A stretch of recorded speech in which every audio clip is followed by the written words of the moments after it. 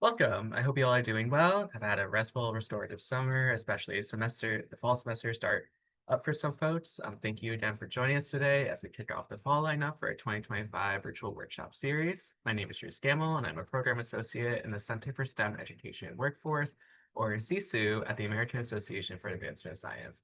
On behalf of our AAA IUSE initiative, I'd like to welcome you to today's workshop, Motivating Data Science and Quantitative Literacy to Advance Student Success in STEM. Today's workshop will feature presentations from Dr. Esther Wilder and Dr. Michael Schuckers. And before we jump into the workshop today, I just have a few housekeeping notes I'd like to go over with you all. Slides to go forward. Perfect. This presentation is being recorded, and the recording and the speaker's slides will be made available in the coming weeks on our website at AAAS-ius.org. And actually, our full slide deck is available right on the workshop page now, so if you want to follow along with your own PDF, feel free to do so. You will also receive an email with a link to the archive when it's available. Please note, when we transition to the Q&A and discussion breakouts following the presentations, those breakout rooms will allow for deeper engagement and will not be recorded. And additionally, we have closed captioning available for this workshop through Zoom. You can download and view the full transcript by clicking the CC button at the bottom of your screen.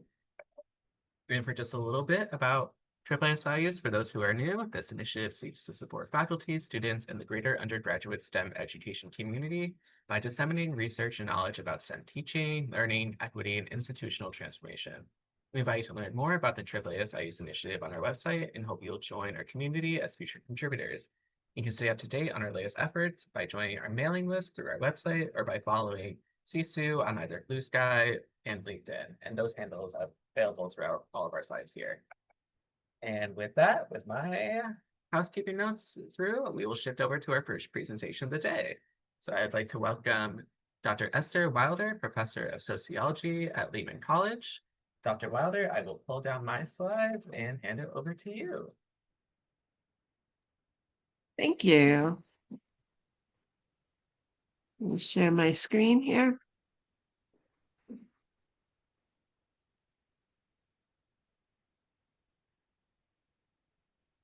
So my name is Esther Isabel Wilder, and I'm a faculty member at Lehman College, which is part of the City University of New York. It's a four-year public university located in the Bronx, and it is also a minority-serving institution and a Hispanic-serving institution.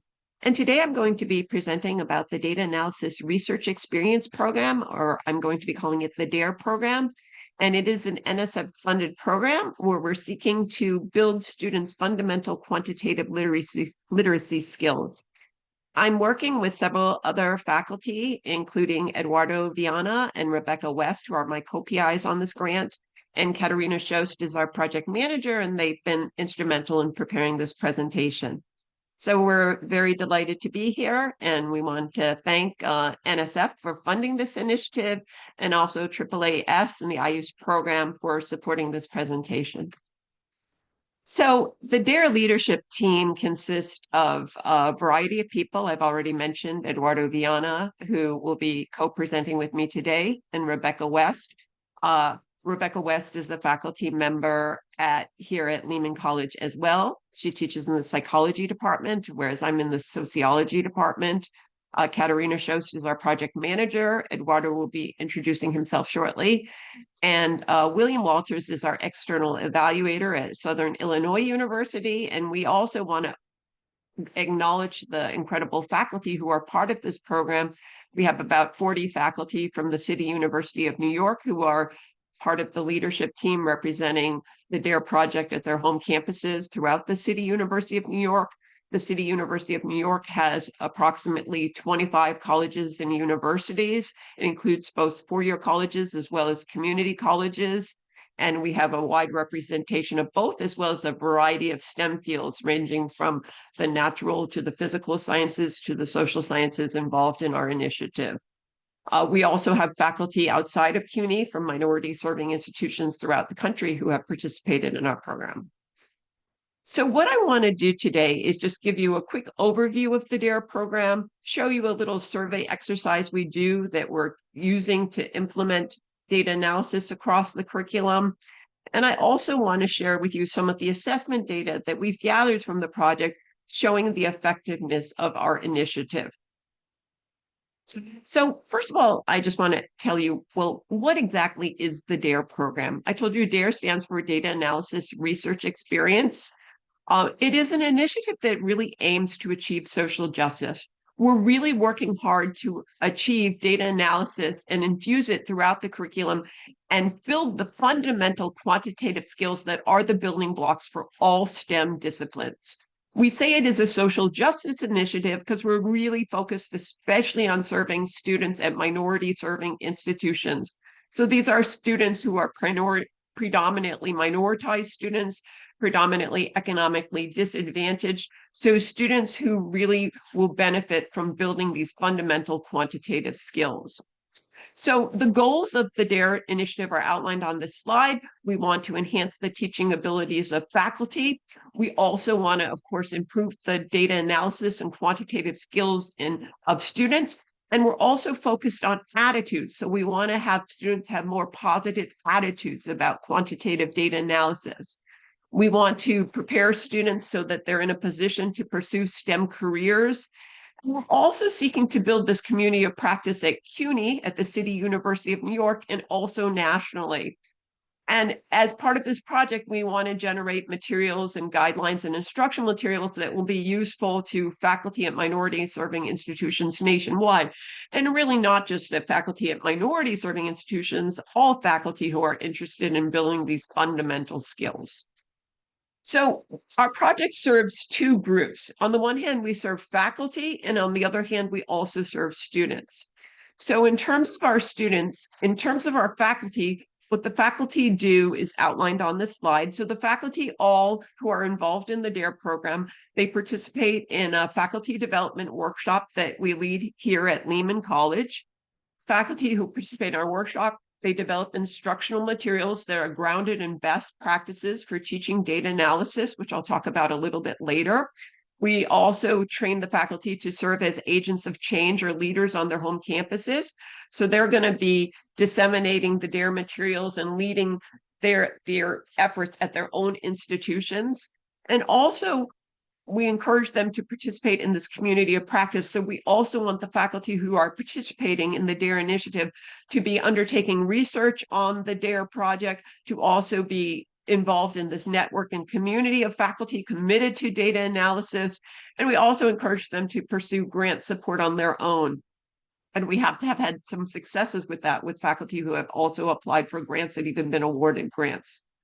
I have a link here for the materials that the faculty have developed, and we encourage other people to make use of these resources and, of course, to acknowledge the authors of those materials. So this is an example of a workshop that we led at Lehman College.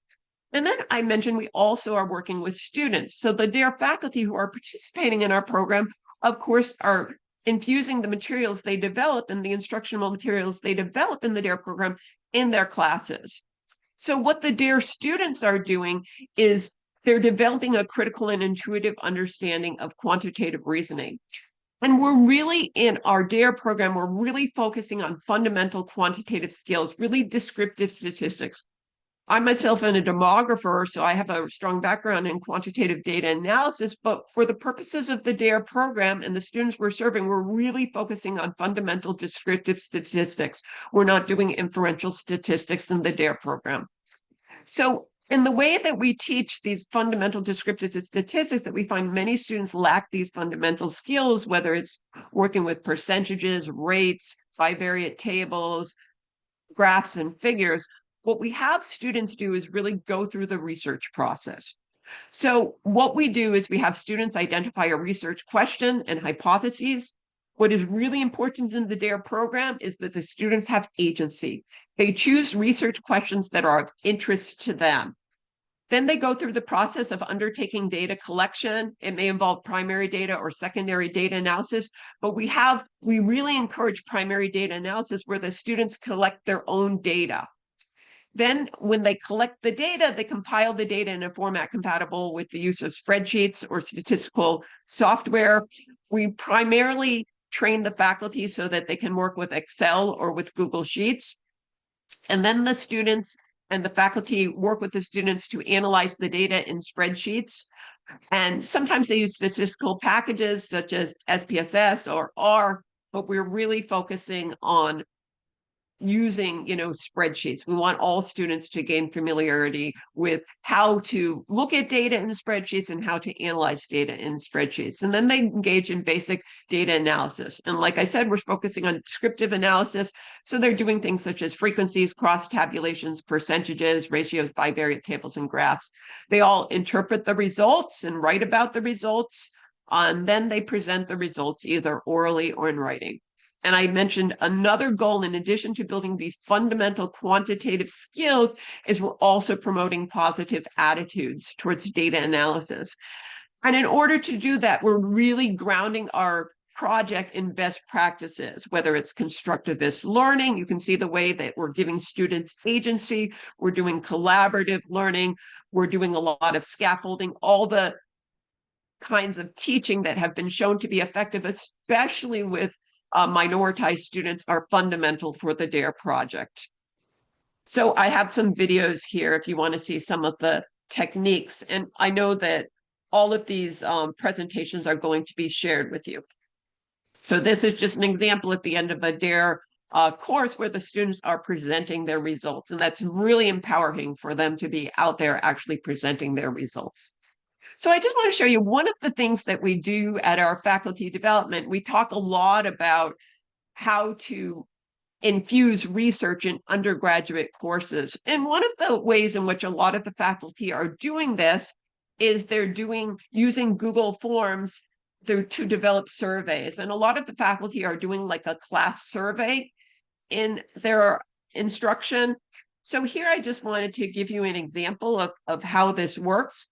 So if anyone is interested, you can go to the QR code here or go to this first link here. And this is an example of a survey that was developed in Google Forms. And you can also do this in Microsoft. They also have survey mechanism as well. So the advantage of using like Google Forms or Microsoft is that you can do like a collaborative survey as a class.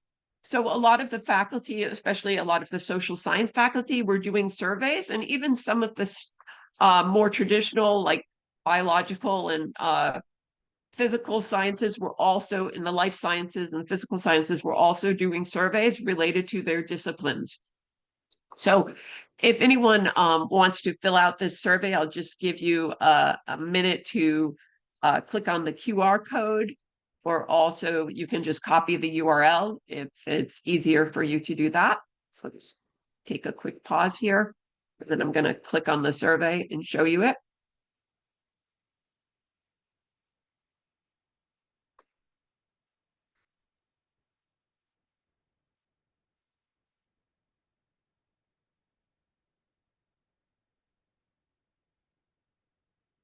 So this is an example, like I said, of a survey that I just developed myself.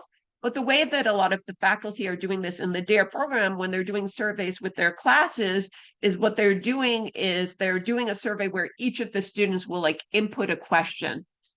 And sometimes the faculty will also provide them with a variety of questions, and the students get to choose their own questions. So they feel ownership of the research process. That maybe there's a topic, for example, like I teach a course on death and dying. So I might make a variety of questions related to different topics of death and dying, whether hospice care or euthanasia. And I'd have a lot of survey questions, and the students would all pick a question that is meaningful to them, that is of interest to them, or I might guide them through developing questions. So this is the survey I've developed. And if you had a chance to fill it out, I'm just going to show you in a second. This is sharing the data. This is the data that have been collected from the survey. If anyone filled it out, I'll see in a second. So I can see here, this is the data. So I have a few people here who have completed the survey. I have 8 of you who have completed the survey just now. And what we do in the DARE project is we want students to be familiar with, well, this is what data looks like when it's in a spreadsheet. And a lot of the students that we're working with, and we're working a lot also with introductory courses, we're infusing data analysis throughout the curriculum. So we're having students get early exposure to data analysis. in a way that is fun and engaging to them. So for example, if you look at this spreadsheet here, just give you an example of what we're teaching students to do here. If I click on this spreadsheet here,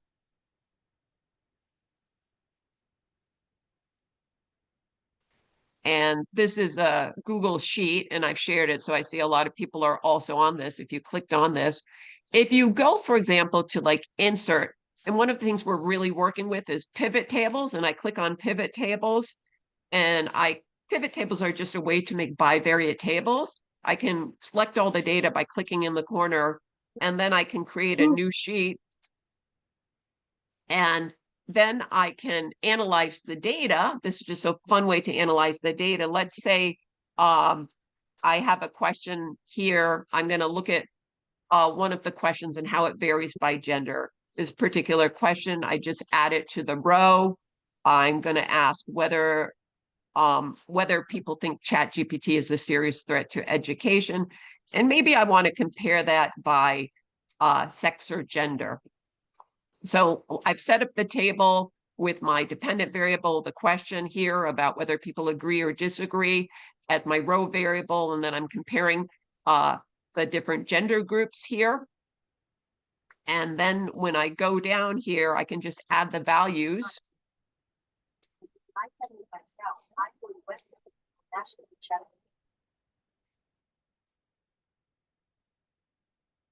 And I can just select one of the variables I just used, such as sex and gender, where I do add variables, and then you can see the results here. And when you're teaching, of course, you want to have students, make meaning of all this data. So what I'm going to do here, just to make it a little more readable here, I'm going to center the data so we can see it a little better here.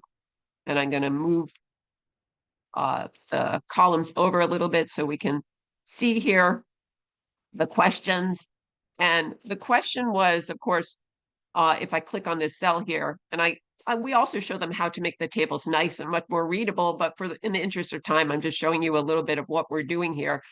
The question is, please indicate your agreement or disagreement with the following statement. AI programs such as ChatGPT are a serious threat to education.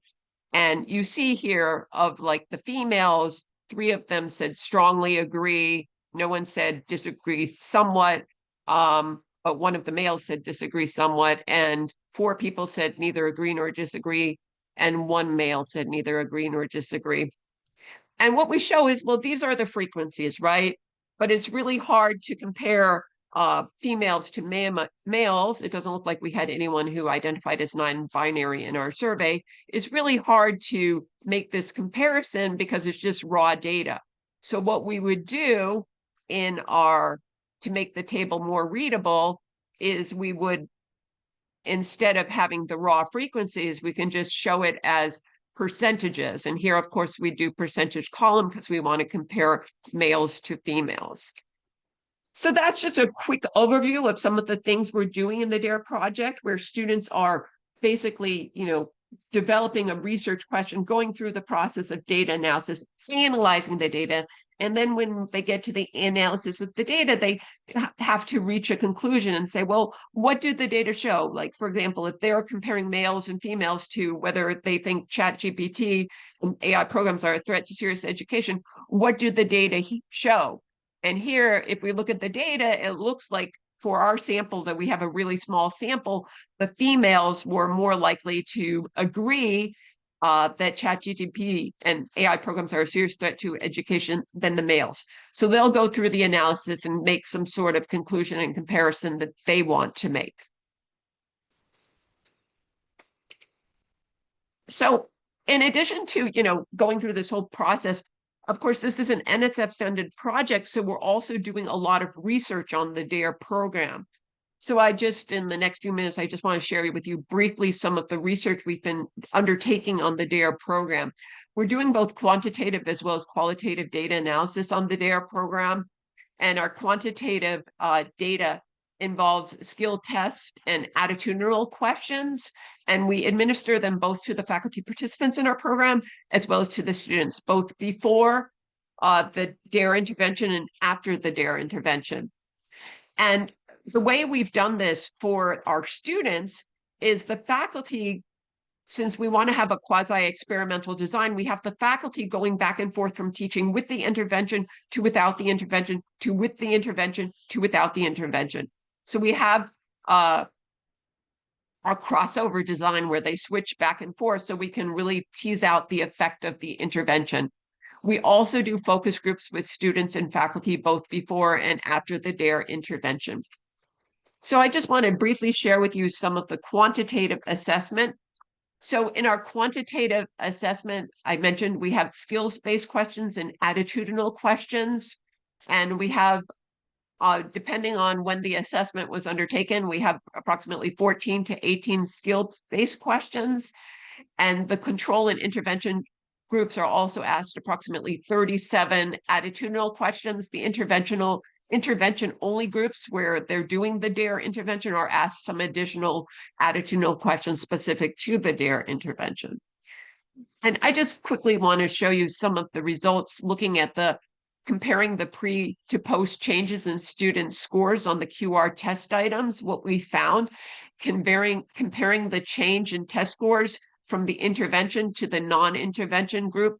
And I said, we have approximately 14 to 18 questions. We originally started with 14, then we added 4 more questions based on focus groups with our faculty participants. And what we're finding is that overall the DARE intervention is really having a significant effect in terms of cognitive skills. And the yellow highlights are some of the skills questions where we're really seeing the significant differences, especially with regard to graphs. We spend a lot of time with interpreting charts in graphs and calculating ratios and things like that. So that's where we're seeing some of the differences. And overall, we're seeing a significant percentage gain for the students in the DARE courses. And then also in terms of attitudes, we're also seeing significant gains in terms of attitudes. In terms of, we're actually seeing gains both in our control as well as our intervention, but in our intervention, we're seeing much more in terms of the gains in attitudes, in terms of students feeling that data analysis is helpful for understanding the world, that students feel that the best way to learn data analysis is through hands-on kind of engaged activities. So right now we're kind of moving to doing some more analysis, doing some regressions and looking at the effect of the intervention on specific subgroups. And we're finding also a lot of very interesting findings with that as well. I've highlighted just some of the findings here. Of course, the intervention group is always very significant in terms of gains in cognitive skills. And we're also doing regressions with the attitudinal variables. But what we're finding is that we're really having an important effect. I mean, a lot of the gains are relatively small, but we're making baby steps and we're really having a significant impact on students' cognitive skills as well as their attitudes. I'm going to hand it over to my colleague, Eduardo, who's just going to briefly talk about the qualitative data as well.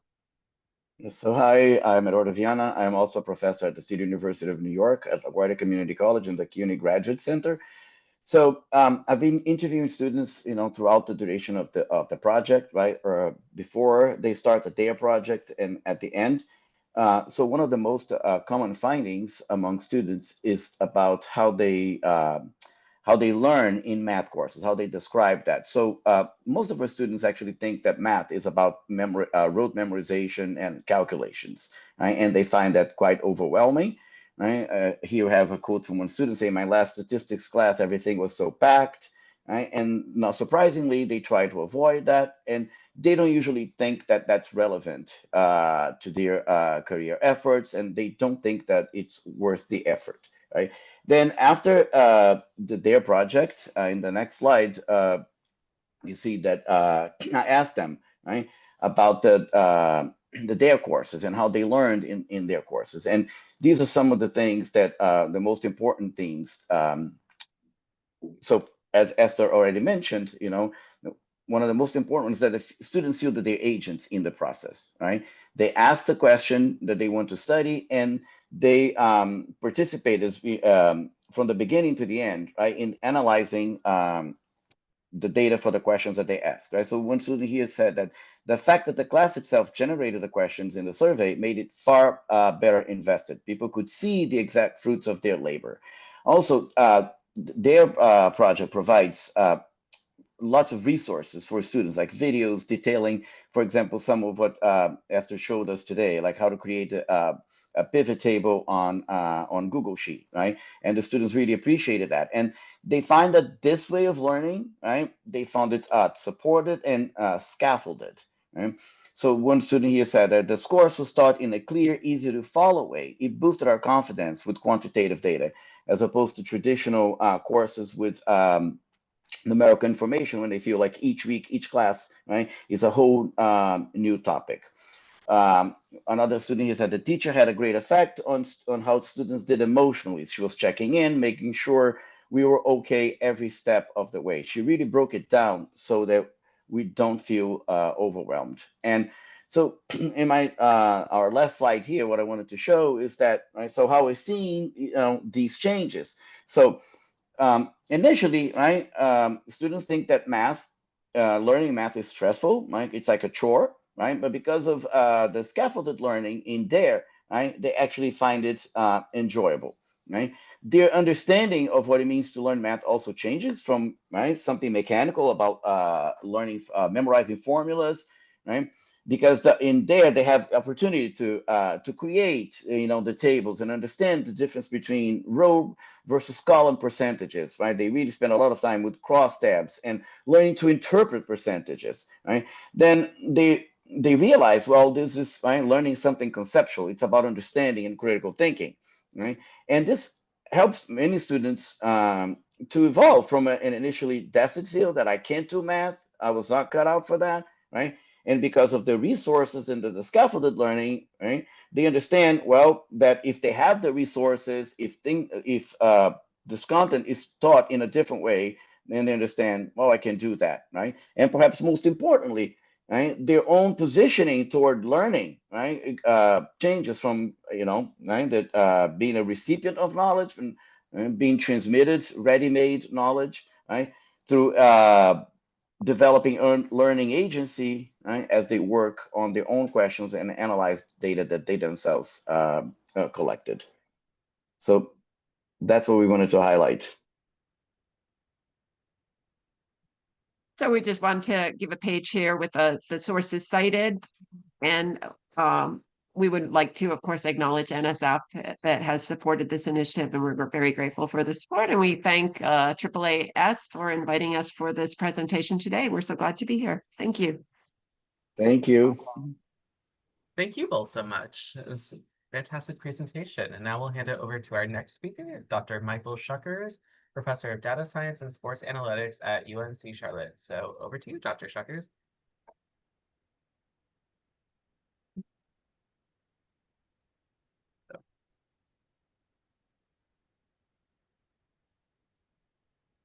Okay. There we go. There we go. Awesome. Thank you, Drew. Thank you, everybody, for coming. And thanks to Esther and Eduardo for that nice presentation. I'm going to talk to you today about utilizing and creating materials from the SCORE network. So the SCORE network is sports content for outreach, research, and education. It is a NSF funded IUSE grant.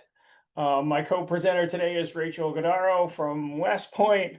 And Rachel is one of the senior personnel on the grant, and I'll mention some of the other folks as we go. I'm gonna also real quick throw some links into the chat for those materials. Here we go. So we are using sports here as a motivation for statistics and data science materials.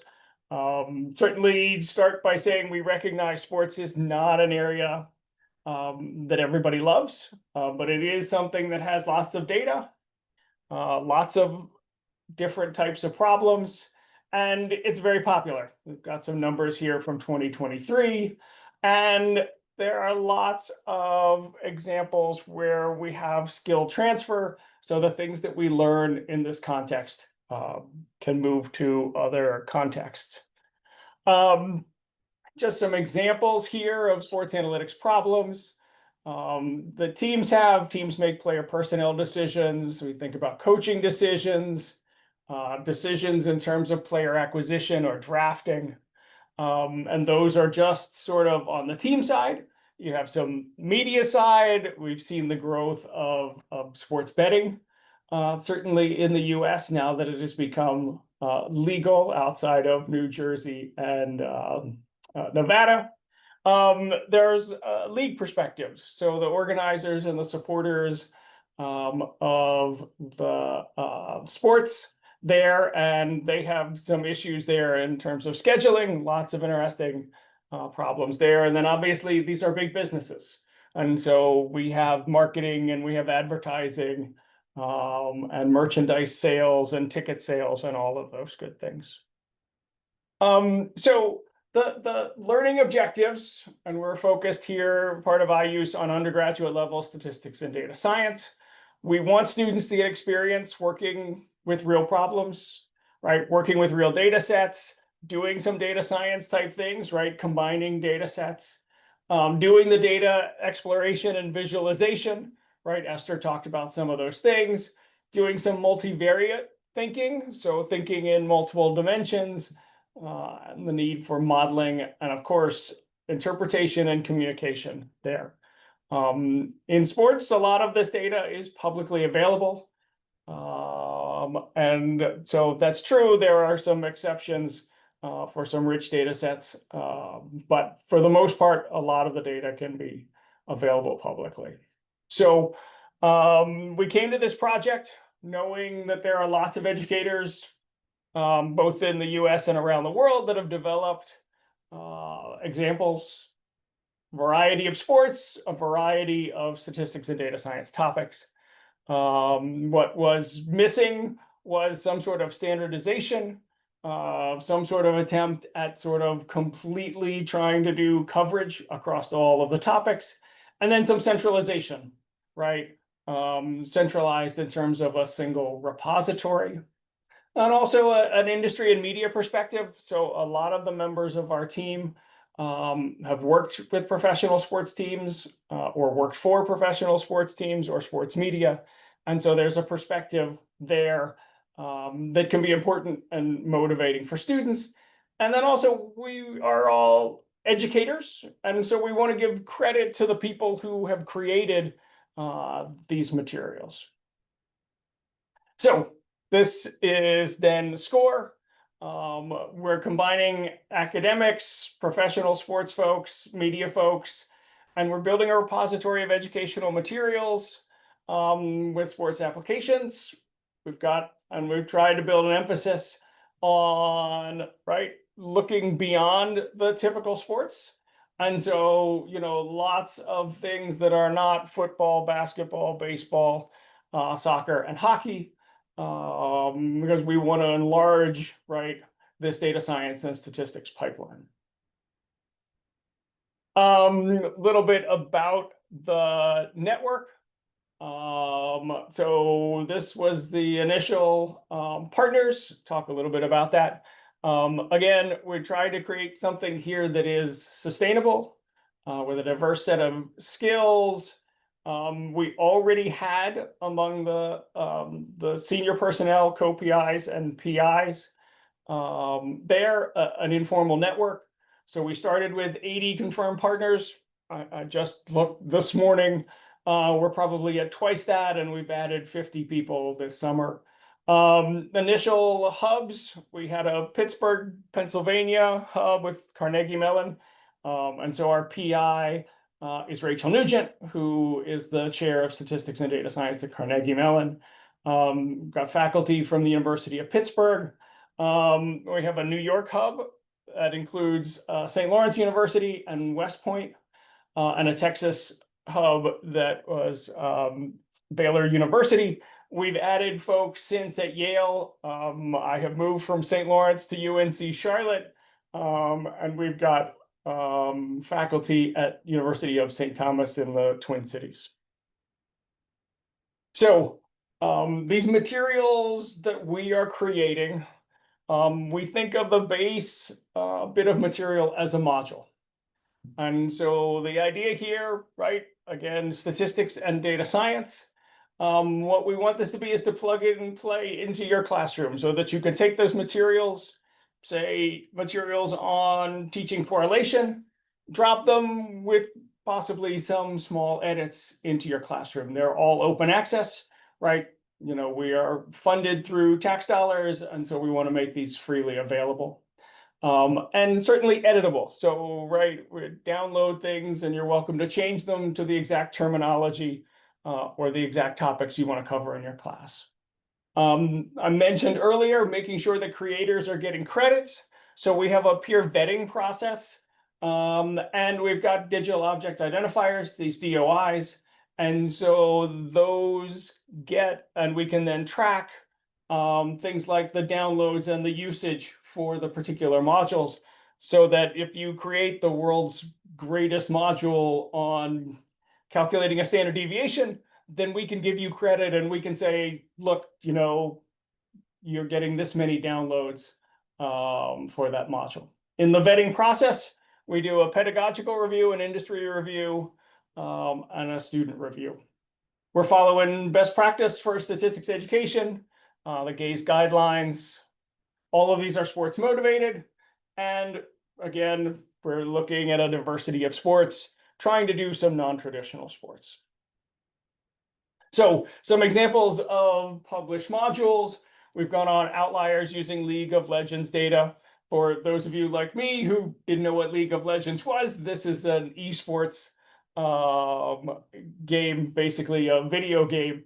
But there are large-scale competitions for League of Legends. We've got a module on correlations that looks at the correlations between events in the Ironman triathlon from Lake Placid, and looking specifically at female competitors. Lacrosse face-off proportions and hypothesis testing from those proportions. And we've got some linear regression module, categorical covariates in tennis. So a range. We try to have the most modules at an introductory level because we know that introductory statistics and data science is the largest target audience. Each module has components to it, and these are the components. So we specify a learning goal. Again, right, the goal here is some standardization of these modules so that they are then usable in the classroom. So we specify learning goals. When possible, we have an instructional or a motivational video. We try to get those from someone who is involved in the industry. Our reason for doing that is because we know that students are more likely to listen if it comes from someone who is not the professor there in front of them. So that's our second component. We also have the methods, so whatever statistical data science technique we're using, exercises and activities that go along with that. So we want to be promoting active learning as part of that process. And then a conclusion. We want some sort of wrap up for the students to reflect on what they've learned. Data sets and a data glossary go with each, and then a README file, which basically just describes what is going on or the various pieces of the module. Module repository. So I put the link to the module repository in the chat there. We are currently at 23 published modules. We published 2 more this week, so that's an updated number. We've got 72 more that are in preprint, what we're calling preprint. So those are ones that have been submitted but haven't gone through the full review process yet to being published. Among those published, we've got 15 different sports, and I'm going to show you some screenshots of the site. And again, the links are there in the chat, but you can do some search on topics. And I've got some screenshots here of the various sports that we've got and a subset of the various sort of statistical data science topics that we have there. Here is what the current landing page looks like. Looks like my browser didn't quite catch some of the images there. But we've got links to the data repository, links to the network, and links to the preprint modules off of that. You can sort the modules by sport, which is the default, but you can also click and change the sorting there so it sorts by module, statistical and data science topic.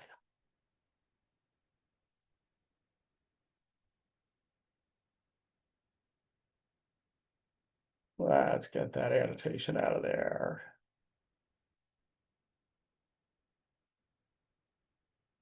Okay. So that's a little bit of modules. I want to talk a little bit about the review process. And back to that, trying to get credit for the creators. And so these digital object identifiers, it's a permanent persistent link to the modules. Easier to discover and search for online, adds credibility and traceability to professional products.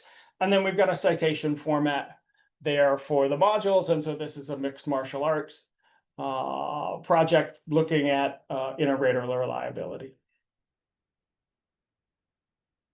Here's the data repository and a screenshot of that. Data repository right now is larger and has more data sets. I think we're rapidly approaching 100 data sets that are there. Again, sortable by topic, sortable by sports. And then also we've got a link to some other data sources there. Yep, we're over 75 there, and that's growing. And here is it data sorted by topic, and we've got tags there for the various statistical processes or data science processes that you might use: correlation, histogram, regression. We've got a couple of ways. So mentioned sort of dragging and dropping these modules into your class. There are some other ways that you can use these materials. I've used several of these in my data science class. So we have a nice module that does some joining of some softball data from 2 particular years. And so using these score modules in the classroom is one way. I've also used them extensively in sports analytics clubs. So I know my previous employer and my current employer, we've had a sports analytics club there. These students meet a couple of times a month, perhaps, and always looking for activities. You can have them go through modules. You can have them review modules. And so that's a nice activity. Can have them generate modules. If you go through some of those modules, you're going to see we've had students who are the creators of many of those modules with some faculty oversight. So things you can do in class: run through a module to learn new materials, review modules and activities. It's a homework assignment, and creating a module as a project assignment.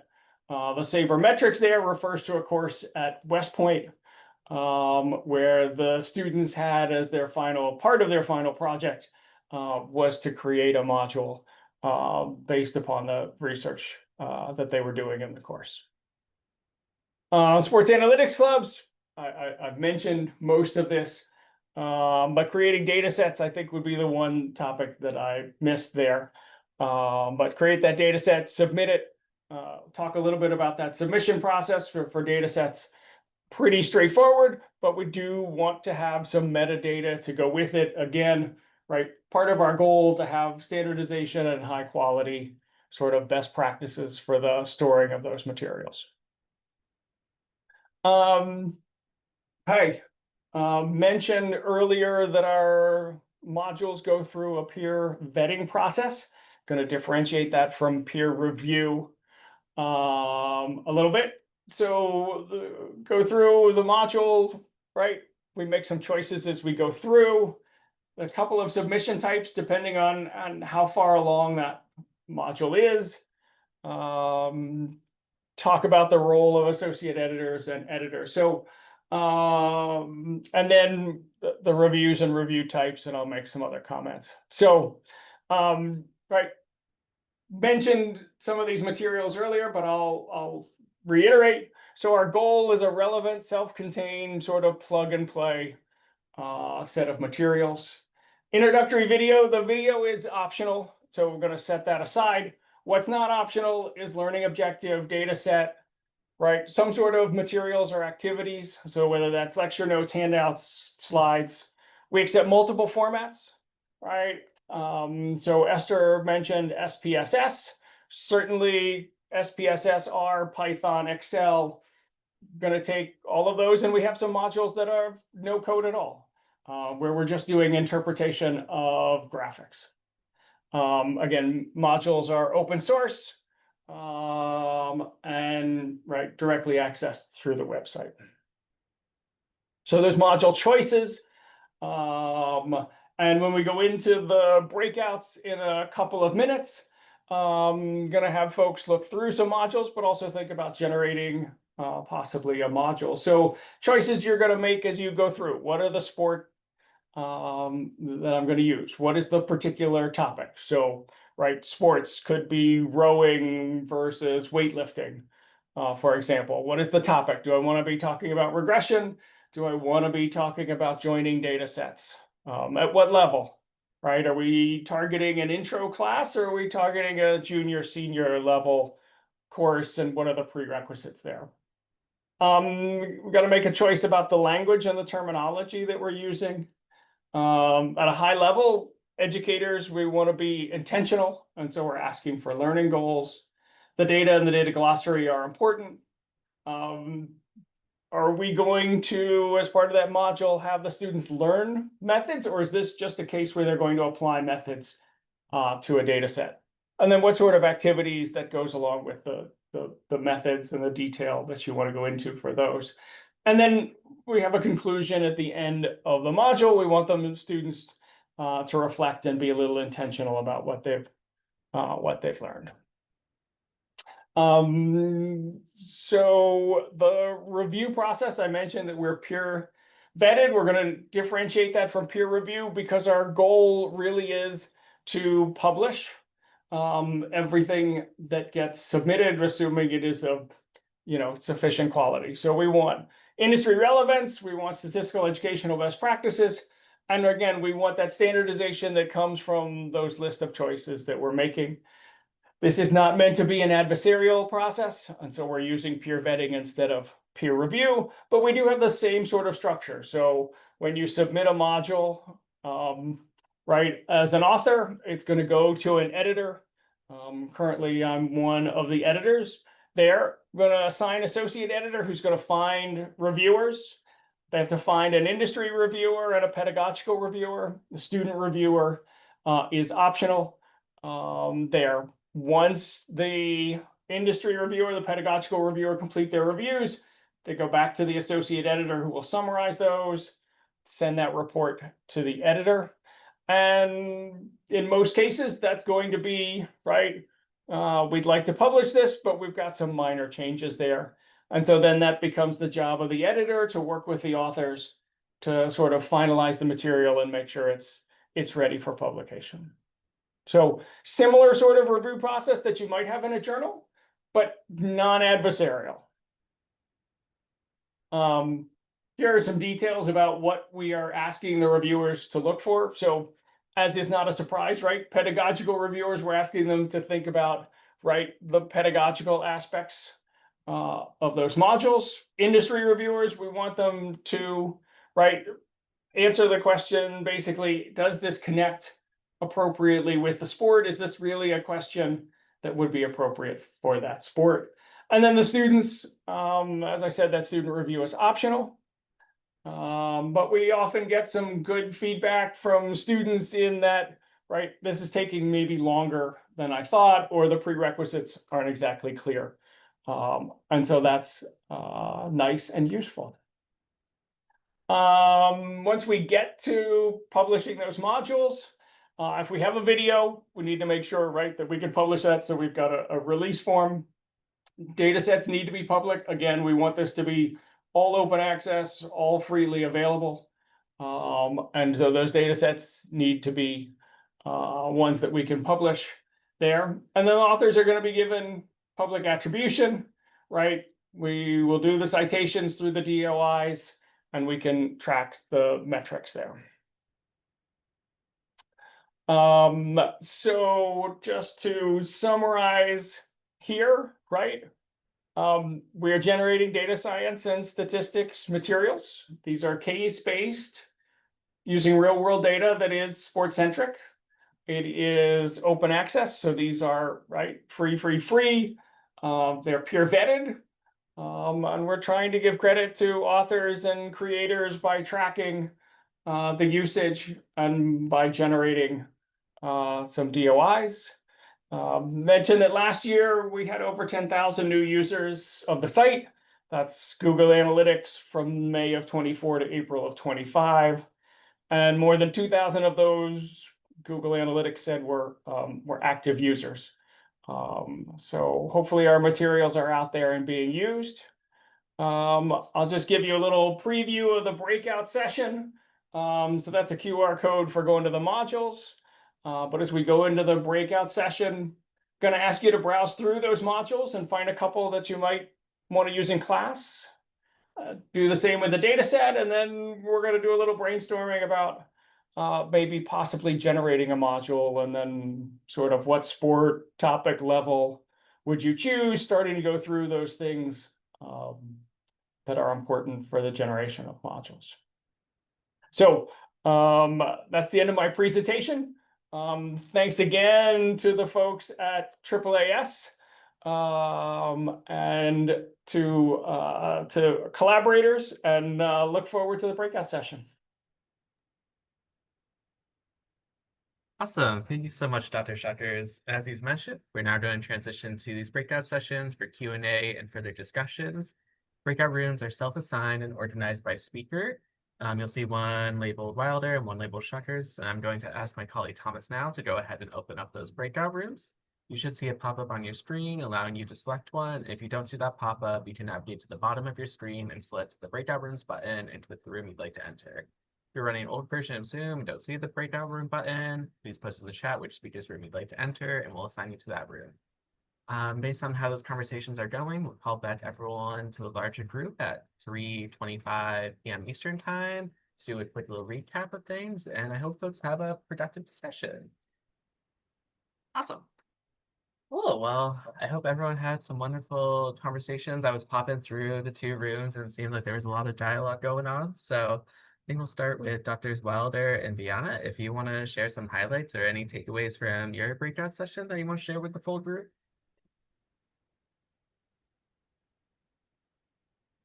Sure.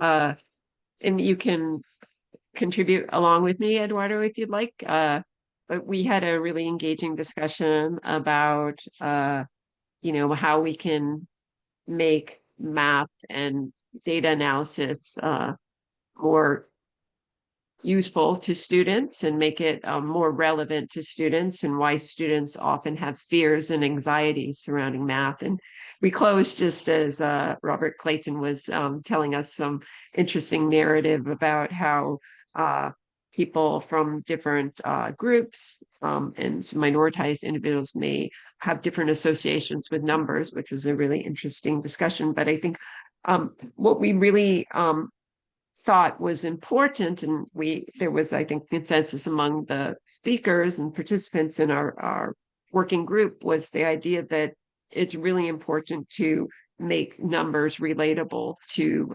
students. And that's a really important strategy for overcoming the anxiety and fear that students have about numbers, and making it seem meaningful and relevant to their lives, that having numbers that are not so dissociated from their lives, but numbers that are meaningful. And we talked about, some strategies that we can use to make data analysis and numbers meaningful to students and overcome, some of the fears that they have. And another faculty member, Rita, remember the last name exactly, but mentioned the importance of writing about numbers and writing about mathematics, and how we do that in geometry classes, when we make proofs and everything, but the idea of bringing,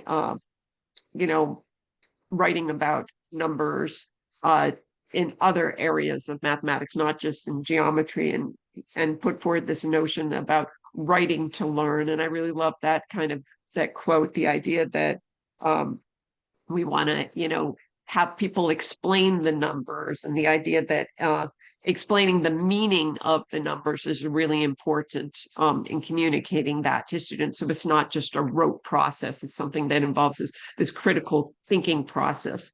So those were some of the ideas that we were discussing. Eduardo, do you want to also talk a little bit about other elements of this discussion? But just briefly, exactly that we talked about the importance of having these learning opportunities where students understand, right, that it's not a mechanical process, right, and that they have the opportunity to understand what numbers mean, where they come from, how these numbers were measured, right?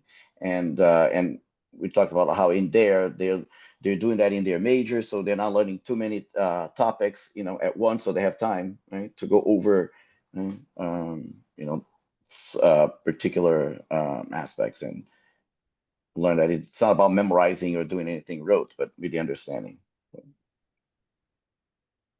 Beautiful. Awesome. Thank you both so much.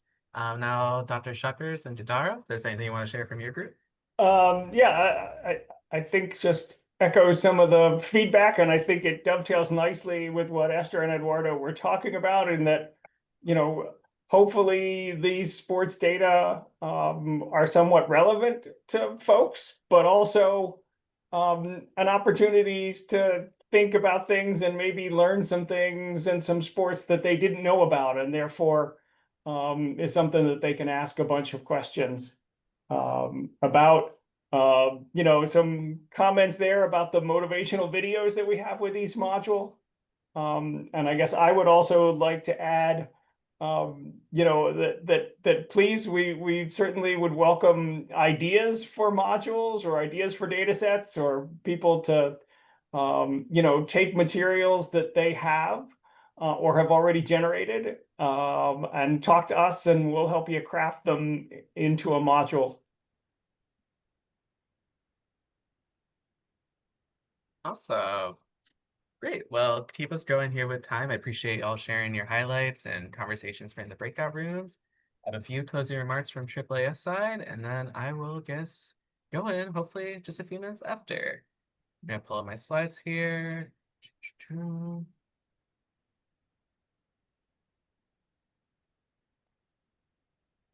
So as those are pulling up, I just want to say before we go, I'd like to thank our fantastic speakers and facilitators, the rest of the AAAS IUSE team, and all of you who are able to join and participate in the workshop today. We have a survey link, which my colleague Thomas has posted in the chat, but we will also send it via email. The survey should only take a few minutes, and we would really appreciate your feedback. And as mentioned, a recording of the presentation will be posted on our website and emailed to you in the coming days, but available right now is our full slide deck, which has both speaker slides and all the links to their resources. And if they have anything additional that they want to share with y'all, we'll make sure it gets posted there as well. And once again, just want to thank you all so much for joining us today. We hope we see you at next month's workshop on Tuesday, September 16th. That's Field Notes from AI and STEM Education with Drs. Lynette Williamson, Dr. Tamara Tate, and Dr. Richard Weiss. As always, we look forward to engaging with and learning from you, our AAAS IUSE community. And I hope you all take care, and I hope folks have a great start to their semesters. Bye, y'all.